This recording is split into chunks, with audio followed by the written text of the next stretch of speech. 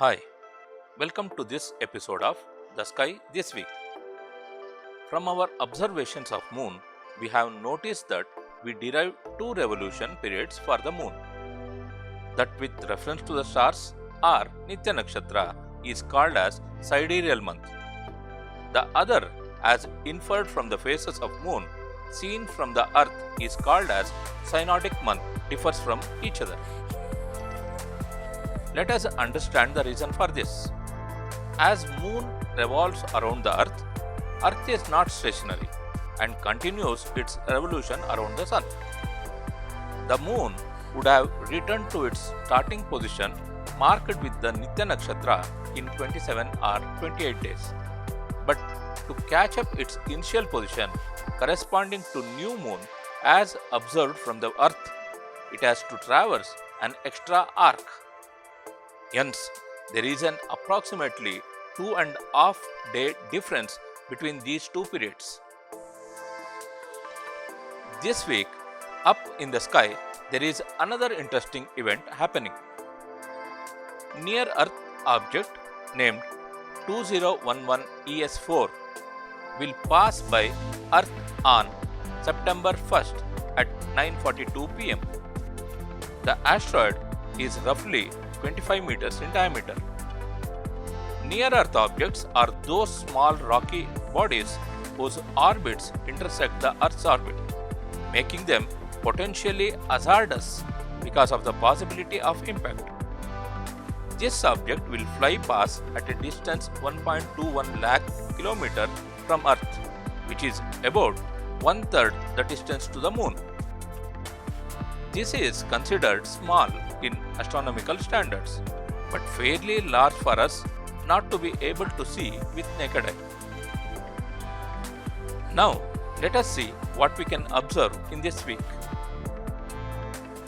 We have been using stars of Saptarishi Mandala or Big Dipper all these weeks to fix north. You will be surprised that you may not see some of the 7 stars now. They have set. That means they are below the horizon.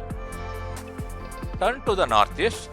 The other pointer constellation, Cassiopeia, is above the horizon to help us. In the northeast, you can recognize stars of summer triangle.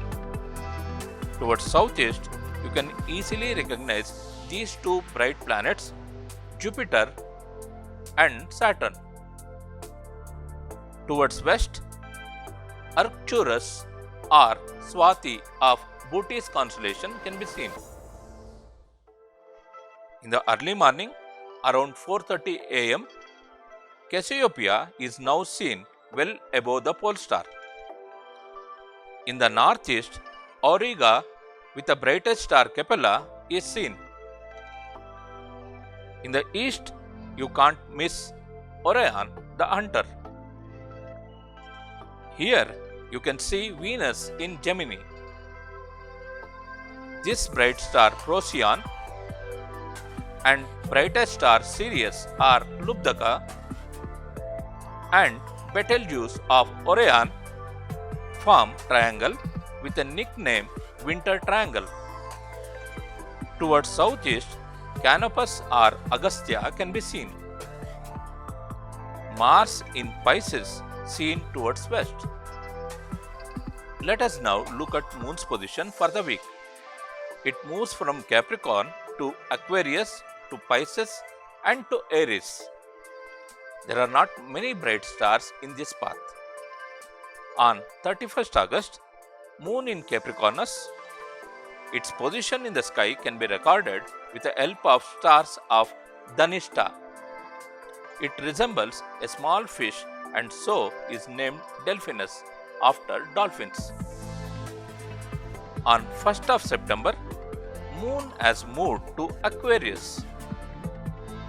Nitya Nakshatra Shatabisha or Lambda Aquarius is very faint and cannot be identified in the bright moonlight.